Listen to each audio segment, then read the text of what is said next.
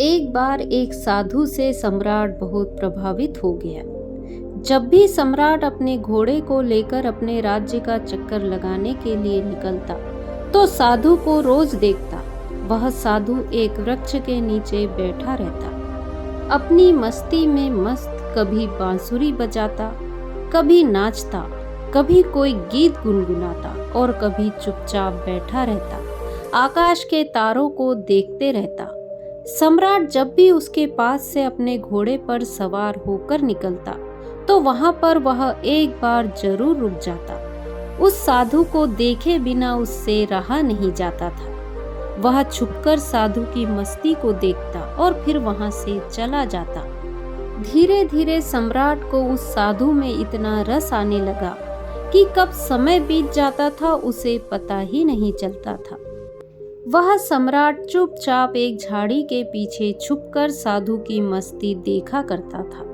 उस साधु की मस्ती ऐसी थी कि सम्राट जब उसे देखता तो वह भी मस्त होकर अपने घर लौटता।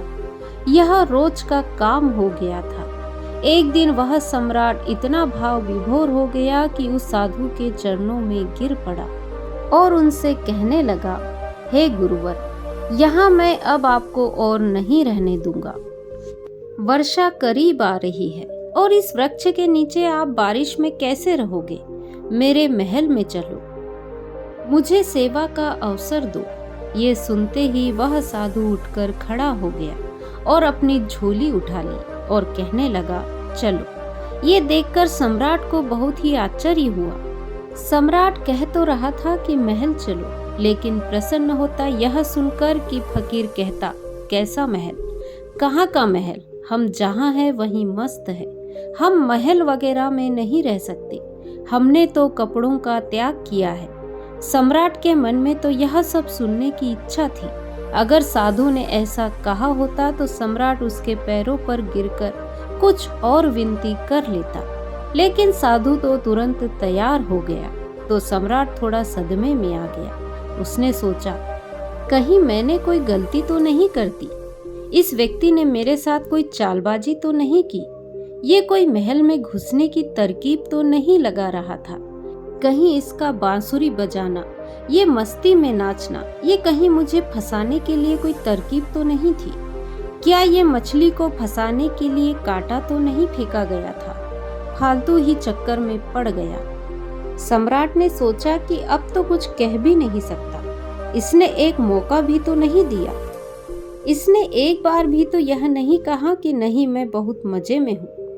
क्या बारिश, क्या सर्दी, हमारे लिए सब एक है। सम्राट ने सोचा कि क्या साधु है ये। आराम की बात आते ही तुरंत हाँ बोल दी। सम्राट के मन का सारा भाव ही खत्म हो गया। सम्राट यह सब सोच ही रहा था कि वह साधु तब तक सम्राट के घोड़े पर चढ़कर बैठ गया। सम्राट को जिंदगी में पहली बार पैदल चलना पड़ा, जबकि वह खूब बड़े मजे से घोड़े पर बैठकर जा रहा था। सम्राट के दिल को बड़ी चोट लगी कि यह तो मैंने बड़ी जल्दबाजी कर दी, बहुत बड़ी गलती हो गई। लेकिन सम्राट अब अपनी बात से पलट भी नहीं सकता था, क्योंकि वह अपने वचन का पक्का था। सम्राट ने सोचा कि ये भी महल में पड़ा रहेगा। इतने लोग तो पड़े हैं, ये भी पड़ा रहेगा तो क्या फर्क होगा। लेकिन सम्राट के मन में उस साधु के लिए सम्मान खत्म हो चुका था। साधु तो महल में जाकर रहने लगा, पर सम्राट को दिन प्रतिदिन कष्ट बढ़ने लगा, क्योंकि साधु ऐसी मस्ती में रहता था। जब यही साधु उस वृक्ष के नीचे मस्त रहता था, तो सम्राट के मन में उसके लिए सम्मान पैदा हो गया था कि एक ऐसा गजब का त्यागी है। साधु तो वृक्ष के नीचे भी बांसुरी बजाता था और महल में आकर भी वह बांसुरी ही बजाता था, लेकिन अब वह मखमल के गद्दों पर बैठकर बांसुरी बजाता था। यह सब देखकर सम्राट की छाती पर सांप लौट गया था कि कहाँ का व्यक्ति मैं उठा लाया हूँ। ये कोई साधु है? सम्राट से भी ज्यादा शानो शौकत से यह रहता है। सम्राट को तो कुछ चिंता फिक्र भी है। आखिर अपना साम्राज्य, अपना महल, अपने धन दौलत, सैकड़ों चिंता थी उसे, लेकिन उस साधु को तो कोई चिंता नहीं थी। वह बांसुरी बजाए, नाचे, मस्त भोजन करे। 6 महीने किसी तरह सम्राट ने ये सब बर्दाश्त किया, लेकिन बात बढ़ती गई। सम्राट के लिए अब सहना मुश्किल हो गया। एक दिन सम्राट ने कहा, महाराज, एक निवेदन करना है। मुझ में और आप में क्या फर्क है? साधु ने कहा, फर्क जानना चाहते हो? सम्राट ने कहा, हाँ महाराज। साधु ने कहा कि तुम पिछले 6 महीने क्यों फालतू परेशान रहे? यह बात तुम्हें उसी वक्त पूछ लेनी चाहिए थी जब मैं घोड़े पर बैठा था, क्योंकि मैंने तो देख ही लिया था कि यह बात तुम्हारे मन में उस वक्त आ गई थी जब मैं झोला उठाकर राजी हुआ चलने को। उसी वक्त तुम्हारा चेहरा मैंने देख लिया था। यह प्रश्न तो उसी समय तुम्हारे भीतर था।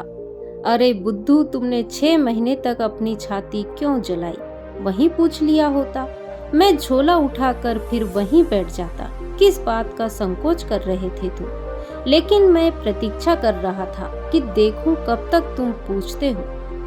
तो कल सुबह फर्क बता ही देता हूँ तुम्हें, लेकिन हाँ, गांव के बाहर बताऊंगा। सुबह सम्राट जल्दी उठा। वह उत्सुक था जानने को कि क्या फर्क है उसमें और साधु में। सम्राट ने सोचा कि क्या फर्क हो सकता है। मुझे तो कुछ भी फर्क नहीं लगता। खाना जो मैं खाता हूँ वही वो भी खाता है, और वो भी मुझसे ज्यादा मांगे करता है। ये लाओ वो लाओ। मैं जिस कमरे में रहता हूँ उससे भी ज्यादा सुंदर कमरे में वह रहता है, जहाँ मेरा 2-3 नौकरों से काम चल जाता है। वहीं यह पूरे दिन 15-20 नौकरों को साथ रखता है। इसकी जरूरत का कोई अंत नहीं, मांगे ही चला जाता है। कपड़े इतने शानदार पहनता है कि मुझे कोई देखे तो समझे कि मैं इसका मंत्री हूँ। यह खुद ही इस महल का सम्राट मालूम पड़ता है। कम से कम महल के बाकी लोग तो मुझसे डरते हैं। इसकी आंखों में तो डर नाम की कोई चीज ही नहीं है। बस पूरे दिन बिना किसी चिंता के मस्त बांसुरी बजाता रहता है। आज मैं भी तो देखूं कि क्या फर्क बतलाता है। सम्राट सुबह सुबह साधु के कमरे में पहुंच गया। वहां जाकर देखा तो साधु ने वही पुराने कपड़े पहने हुए थे जो उस वृक्ष के नीचे बैठकर पहनता था। उसी झोले को अपने एक हाथ में उठा रखा था और दूसरे हाथ में बांसुरी लिए तैयार खड़ा था। सम्राट ने कहा, चलिए महाराज। दोनों महल के बाहर निकल आए। चलते चलते गांव की नदी पार हो गई। कुछ देर बाद वे गांव के बाहर आ गए। सम्राट ने पूछा, अभी और कितना चलना है? साधु ने कहा कि बस कुछ देर और। चलते चलते सुबह से दोपहर हो गई। सम्राट ने कहा, बस अब और आगे नहीं जा सकते। जो भी कहना है यही कह दो। साधु ने कहा, मैं तो आगे चलता हूँ, तुम चलते हो कि नहीं? सम्राट ने कहा, मैं कैसे चल सकता हूँ? मेरा महल, मेरी बीवी, मेरे बच्चे, मेरी धन दौलत सब कुछ मुझसे जुड़े हुए हैं। मैं तुम्हारी तरह फकीर थोड़े न हूँ जिसे किसी बात की कोई चिंता ही नहीं है। साधु ने कहा, बस यही फर्क है तुम में और मुझ में। मैं कहीं भी जा सकता हूँ, तुम नहीं जा सकते हो। मैं हर स्थिति में खुश रह सकता हूँ, लेकिन तुम नहीं रह सकते। जब मैं उस वृक्ष के नीचे रहता था तब भी मस्ती से रहता था और अपनी जिंदगी के एक एक पल को जीता था। जब मैं तुम्हारे महल में चला गया वहां भी मैंने अपने अनमोल जीवन के एक एक क्षण को पूरी मस्ती और खुशी के साथ जिया। अब जब मैं कहीं और चला जाऊंगा तब भी ऐसे ही जीऊंगा। हम जहां जिस वक्त रहते हैं पूरे तरीके से वहीं रहते हैं। हम ना तो अपने बीते हुए कल के बारे में सोचकर पश्चाताप करते हैं और ना ही भविष्य की चिंता करके अपने वर्तमान को खराब करते हैं। हम तो आज में जीते हैं, क्योंकि हम समझ चुके हैं कि जीवन तो आज में है, अभी इसी पल को जीने में है। बस यही छोटा सा फर्क है तुम में और मुझ में। तुम्हें परिस्थितियां चलाती है और हम परिस्थितियों को चलाते हैं। तुम खुश रहोगे या दुखी रहोगे ये तुम्हारे आसपास होने वाली घटनाओं पर निर्भर करता है। लेकिन हमारे लिए ये घटनाएं जिंदगी के सफर का एक हिस्सा मात्र है। अचानक सम्राट को महसूस हुआ, अरे ये मैंने क्या कर दिया, इतने अद्भुत व्यक्ति को गंवा दिया। 6 महीने इसके साथ सत्संग भी ना कर सका। सत्संग भी करता क्या खाक। मेरे मन में तो यही चल रहा था कि यह तो एकदम साधारण व्यक्ति है, खोटा सिक्का है जिसके ऊपर सोने की पॉलिश लगा दी गई हो, लेकिन अंदर से तो ये मिट्टी निकला। तुरंत ही सम्राट साधु के पैरों पर गिर पड़ा और बोला, नहीं महाराज, मैं आपको आगे नहीं जाने दूंगा। साधु ने कहा, देख मुझे कोई परेशानी नहीं है, यह रहा तेरा घोड़ा, मैं फिर इसी पर महल में वापस चला जाऊंगा, लेकिन फिर तुझे परेशानी होगी। ऐसा सुनते ही सम्राट के मन में वही विचार फिर से आ गया कि साधु तो फिर से आसानी से मान गया। साधु ने सम्राट के चेहरे की तरफ बड़े ध्यान से देखा और फिर बोला, लेकिन नहीं, मैं नहीं आऊंगा, क्योंकि तू फिर नहीं सुधरेगा, फिर तुझे परेशानी होगी और तो और फिर से तू चिंता में पड़ जाएगा।